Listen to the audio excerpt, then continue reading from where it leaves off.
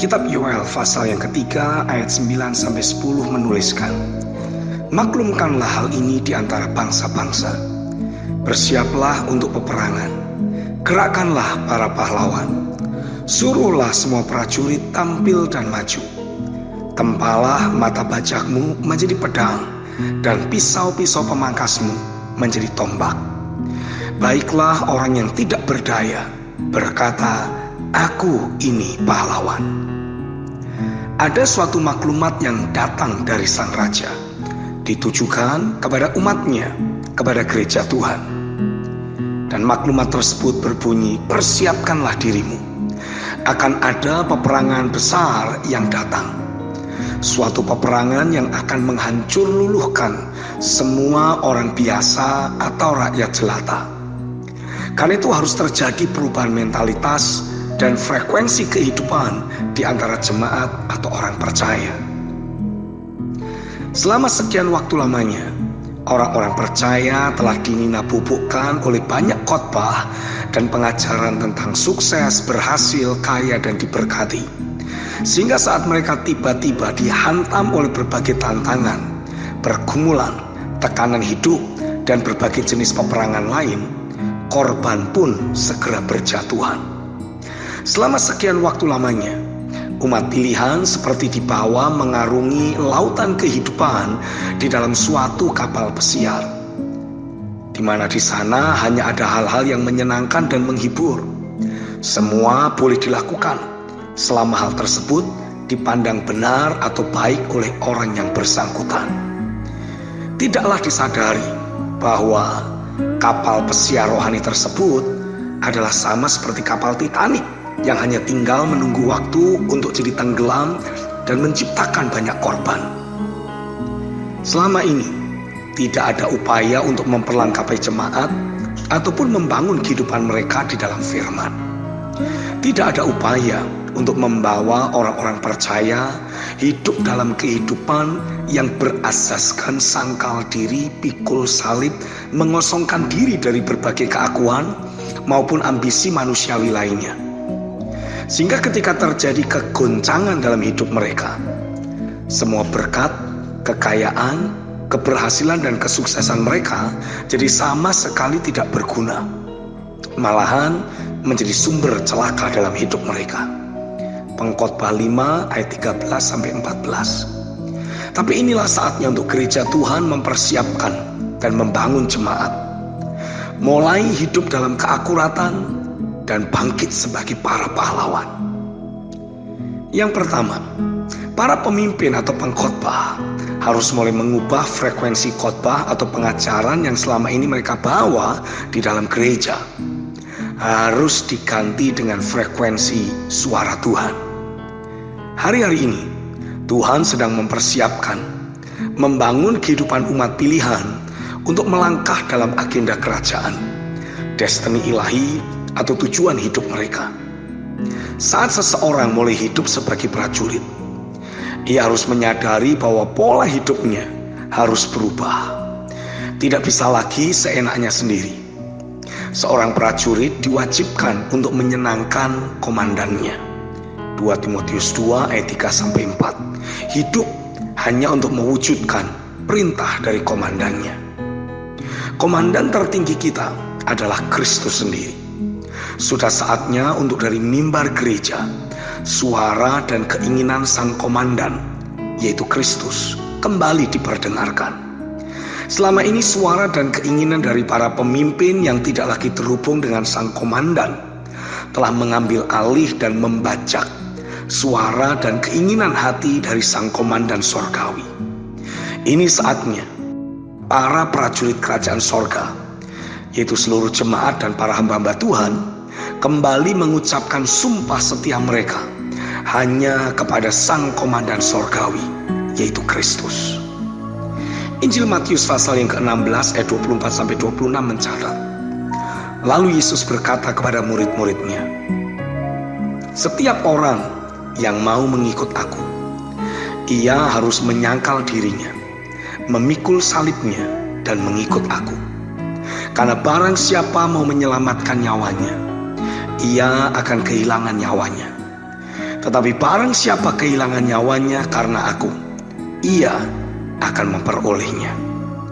Apa gunanya seseorang memperoleh seluruh dunia, tetapi kehilangan nyawanya? Dan apakah yang dapat diberikannya sebagai ganti nyawanya?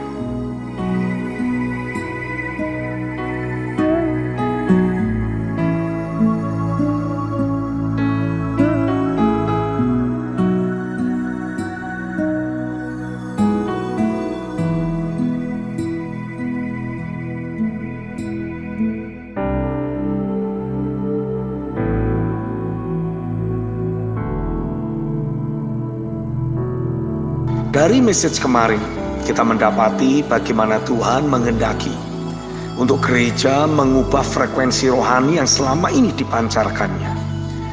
Dari sekedar memberitakan tentang kesuksesan, keberhasilan dan berkat atau kekayaan, mulai beralih untuk memberitakan tentang kehidupan iman, sangkal diri pikul salib, mengosongkan diri dari berbagai bentuk keakuan, serta hidup hanya untuk Tuhan dan penggenapan rencananya. Yang pertama, para pemimpin atau pengkhotbah harus mulai mengubah frekuensi khotbah atau pengajaran yang selama ini mereka bawa dalam gereja. Mereka harus mulai menggantinya dengan frekuensi suara Tuhan. Yang kedua, Tuhan sedang membangkitkan salah seorang dari antara hamba-hambanya untuk meniup sangkakala dan memobilisasi para prajurit dan pahlawan iman. Saya melihat di dalam roh bagaimana orang yang ditunjuk Tuhan tersebut mengalami pekerjaan firman dan roh yang menggerakkan dirinya untuk memanggil para prajurit rohani, para pahlawan iman, yaitu orang-orang benar yang pernah mengalami atau memang ikut terlibat dalam kegerakan besar di masa lampau, dan hingga sekarang terus merindukan untuk terjadinya kembali kegerakan rohani yang lebih dahsyat di masa kini, guna bersehati dan bersinergi meresponi apa yang menjadi agenda kerja Tuhan. Sebelum Tuhan mencurahkan anggur baru, pertama-tama Dia menghendaki untuk kita menyediakan kirbat anggur yang baru. Kegerakan yang pernah terjadi di masa lampau hanyalah menyediakan suatu panggung atau batu loncatan untuk dipergunakan memunculkan diri oleh kegerakan terkini. Kegerakan yang akan Tuhan nyatakan di masa depan tidaklah sama seperti kegerakan di masa lampau, tapi selalu mengandung unsur-unsur dari kegerakan di masa lalu tersebut. Misalkan, jika di masa lalu pernah terjadi kegerakan rohani dengan penekanan dalam hal hidup oleh iman, atau hidup dalam kekudusan, atau hidup dalam kesembuhan dan mujizat, maka dalam kegerakan di masa depan, Tuhan akan mempergunakan penyingkapan kebenaran yang pernah Dia berikan kepada gereja tersebut sebagai suatu patokan atau batu loncatan atas apa yang akan Dia lakukan di masa depan. Tanpa para hamba Tuhan atau orang-orang benar bersedia membaptis diri dalam kebenaran terkini dan mulai meninjau kembali semua kebenaran yang pernah mereka terima di masa lalu dari sudut pandang kebenaran terkini, mereka tidak akan pernah bisa dimobilisasi dan disinergikan dalam kebenaran dan Roh Kudus-Nya guna menyelesaikan agenda kerajaan sebagai satu tubuh. Jika Tuhan sudah memilih dan menetapkan satu orang dari antara hamba-hambanya untuk Dia pakai meniup sangkakala dan memobilisasi para prajurit serta pahlawan, biarlah kita pun ikut mendukung hamba Tuhan yang dimaksud. Sebagaimana dalam kedaulatannya Tuhan pernah memilih Gideon untuk membebaskan Israel dari tekanan orang Midian, kitab Hakim-Hakim pasal 6, dan bukannya pemuda lain yang lebih berani daripada dirinya. Maka biarlah kita dengan segenap hati memberikan dukungan kita kepada orang tersebut. Dengan kita menyatukan diri untuk bergerak bersama-sama dengan orang-orang yang memang dipilih oleh Tuhan, sebetulnya kita sedang menyatukan diri dalam suatu kegerakan ilahi yang dari Tuhan.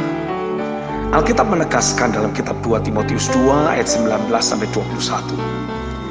Tetapi dasar yang diletakkan Allah itu teguh, dan meterainya ialah Tuhan mengenal siapa kepunyaannya. Dan setiap orang yang menyebut nama Tuhan hendaklah meninggalkan kejahatan. Dalam rumah yang besar bukan hanya terdapat perabot dari emas dan perak, melainkan juga dari kayu dan tanah. Yang pertama dipakai untuk maksud yang mulia, dan yang terakhir untuk maksud yang kurang mulia. Jika seorang menyucikan dirinya dari hal-hal yang jahat, ia akan menjadi perabot rumah untuk maksud yang mulia. Ia dikuduskan, dipandang layak untuk dipakai tuannya, dan disediakan untuk setiap pekerjaan yang mulia. Dengan kita terus meninggalkan kejahatan, dalam hal ini artinya bersedia mengosongkan diri dan membuang ambisi manusiawi, sehingga tidak akan ada lagi kompetisi atau perebutan posisi dan jabatan dalam tubuh Kristus. Maka otomatis Roh akan membawa kita semua untuk menempati posisi yang memang sudah dikhususkan Tuhan bagi kita, sehingga sinergi, kesatuan akan terbangun secara begitu saja. Semua terwujud dalam keilahiannya. Semua dibawa Tuhan untuk menjadi wakilnya di bumi ini. Amin.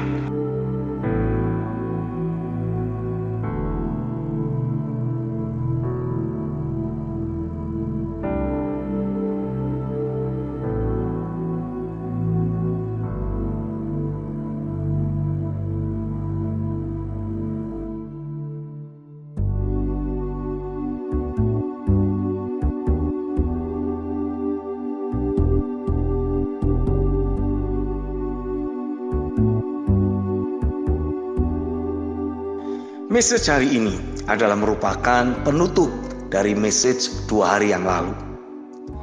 Kita sedang membahas tentang seruan Tuhan bagi gerejanya untuk mengubah frekuensi message yang mereka sampaikan dari sekedar menyampaikan berita tentang kesuksesan, keberhasilan, dan berkat atau kekayaan, menjadi berita tentang kehidupan yang berkemenangan di dalam firman, sangkal diri, pikul salib, dan mengosongkan diri dari berbagai bentuk keakuan dan hidup hanya bagi Tuhan, serta penggenapan rencananya.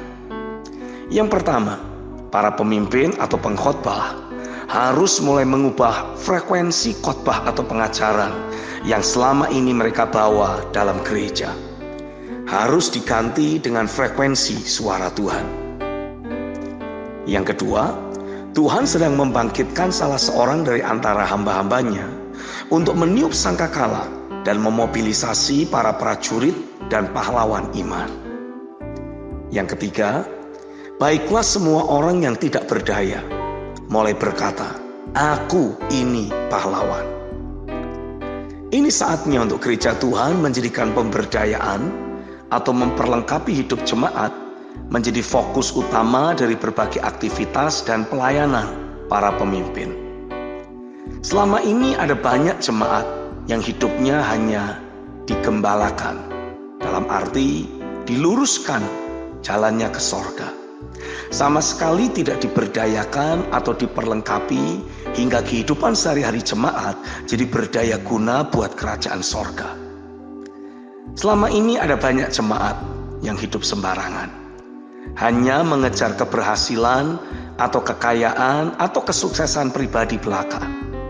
Dan saat menghadapi benturan masalah, baru kembali mencari hamba-hamba Tuhan untuk minta didoakan. Tapi ketika tekanan masalah sudah tersingkir, jemaat kembali menyibukkan diri dengan urusannya sendiri. Mereka sama sekali tidak mau tahu tentang apa sesungguhnya yang menjadi tujuan hidup mereka di dalam Tuhan. Apa sebetulnya destiny yang sudah Tuhan gariskan bagi hidup mereka.